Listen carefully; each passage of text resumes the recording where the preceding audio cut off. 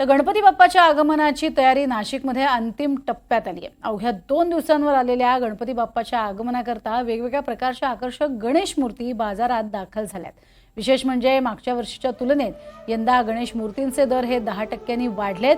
मात्र तरीही भक्तांचा चांगला प्रतिसाद मिळत असल्याचं मूर्तिकार आणि व्यावसायिकांनी सांगितलंय। वेगवेगळ्या देवी देवतांच्या रूपामध्ये आणि फेटा दागदागिने घातलेल्या गणेश मूर्ती यांना जास्त मागणी आहे। तर या संदर्भात नाशिकच्या डोंगरे वसतिगृहावरनं गणपती स्टॉल्स परिसरातनं आमचे नाशिकचे प्रतिनिधी किशोर बेलसरेंनी आढावा घेतलाय। आपण आता आहोत नाशिकच्या डोंगरे वसतिगृह या ठिकाणी जे गणपतीचे स्टॉल लागलेले आहेत त्या स्टॉलच्या ठिकाणी आहोत।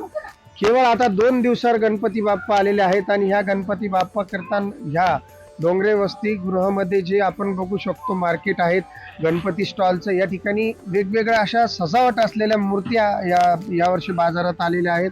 आता ही मूर्ती आपण बघू शकतो किती छान पद्धतीने अशी सजवण्यात आलेली आहे, तिला दागदागिने लावण्याचं काम सुरू आहे आणि या मूर्तीला एक फेटा देखील असा सुंदर आकर्षित दिसेल असा लावण्यात आलेला आहे। आपल्याबरोबर तरुणी आहे, तर तुझा स्टॉल आहे का, काय कशा पद्धतीने सांगाल या सजावटीच्या बाबतीत तू आज?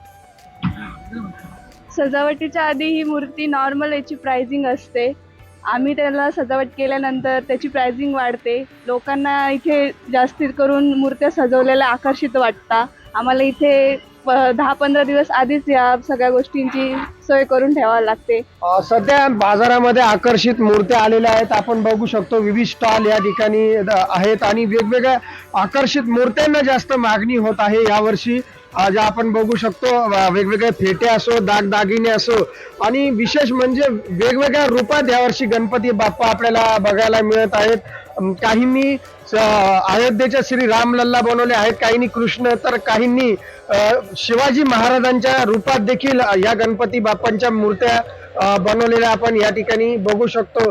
हे आहेत नाशिक मधील डोंगरे वसतिगृह। या डोंगरे वसतिगृहावर आपण बघू शकतो लोक पाऊस असताना देखील गणपती बुकिंग करता या ठिकाणी गर्दी करताना आपल्याला दिसत आहे आणि आता केवळ 2 दिवसावर गणपती बाप्पा आलेला आहे, त्यामुळे आता ह्या बऱ्याचशा मूर्त्यांच्या बुकिंग देखील झालेल्या दिसत आहे।